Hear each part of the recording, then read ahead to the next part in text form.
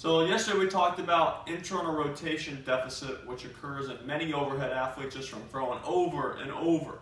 Okay, we talked about how to measure it against the wall. Now I'm going to show you an alternative way to measure it just on the ground here. Both are the same idea, blocking the shoulder blade, not letting the shoulder blade contribute into this rotation, really isolating the glenohumeral joint or the shoulder. Okay, then we're going to go over a self-myofascial release with a baseball is what I'm using. You can use lacrosse ball, tennis ball, whatever sort of external device that you want, and we'll see if we can make any changes in this internal range of motion just in one session or treatment, you can call it.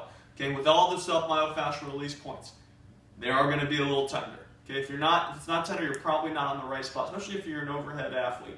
Okay, so make sure you're finding that right area, which for this one, we're going to be working on the infraspinatus and teres minor. Do that. Just pat yourself on the back, find the scapular spine, find this ridge in the back, and it's just going to be this muscle about 3 fingers right underneath there. Okay, the teres minor is just another little guy that runs across, but we're going to work all in this area just in the back of the shoulder blade, just because if we think about it, if we're rotating in, if these muscles in the back are tight, it's going to prevent us from rotating down. So the idea we can release some of the tension in the muscle, this resting tension, we're able to get more range of motion.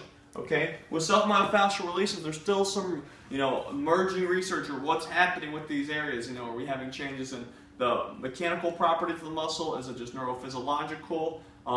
Really what it's starting to look like is it's more of a neural adaptation. Nonetheless, there is improvement in range of motion. While we still figure out the exact theory behind it, we need to stay tuned to the research, seeing if there's alterations in tendon stiffness and how that impacts performance. Okay, a lot of research is starting to show static stretching right before an activity decreases performance, likely by increasing that creep or the viscoelastic properties of the muscle, not allowing it to react nice and fast. Okay, the new research on the self-myofascial releases, specifically with foam rolls to the quadriceps, are that it does not impede or impair force production. This is encouraging, but we need to stay on top of this, okay? Especially seeing more of this mobility around on pool decks, baseball stadiums, rehab facilities, general exercise facilities, and it's something that we do a lot of too, but we have to stay tuned and question it still until all the research keeps emerging and we keep refining exactly what we're going to be doing and what we're practicing. Okay, but like I said, first we have to test, so we have something to retest afterwards, see if we're going to make changes. So to do this, I'm going to get in kind of a sleeper stretch position. I'm just going to lie on my shoulder blade here, going to have my arm bent about 90 degrees here, then I rotate down. Okay, this is about as far as I can rotate in. Okay, right here I'm blocked. I have no more range. If I do go more, my shoulder's popping up. I'm cheating. I'm compensating like we talked about yesterday. Athletes are great cheaters. Trust me on that. Okay, so just find that scapular spine. You're just going to roll right underneath it. And actually, I'm going to grab foam roll so I can hang out here, keep talking, be nice and relaxed, so I don't strain my neck at all. Don't want to be fixing one thing, breaking another. That seems silly. Okay, so we just find that scapular spine, and I'm rolling right on this muscle and relaxing there. Okay, so a lot of people do this one while laying on their back. I really suggest getting a little weight on top of it. So you rotate your shoulders, and you're really trying to press this muscle into the scapula, and you just roll around a little, finding some hot spots back there. You find that hot spot, and you just relax. Okay, roll around a little bit more. Pretty tender in here.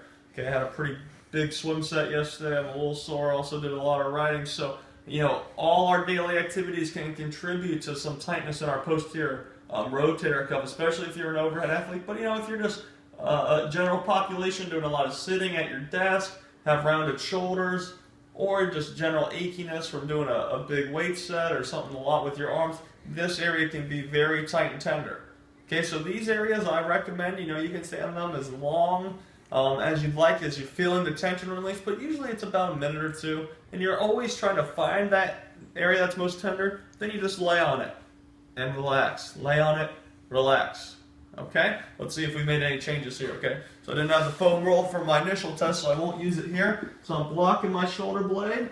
Last time I got to about here, now I'm moving all the way over here. Okay, I think we'll agree this is a lot of improvement for what I just did there. So if you can imagine, if you're swimming, you're trying to get more range of motion, that can really achieve a greater early vertical form. If you're a pitcher, you should be able to get into your follow through a little bit quicker, create a little bit more power before you start using your compensating muscles here in the shoulder blade and all that. So this is a self-myofascial release to the infraspinatus to improve internal rotation.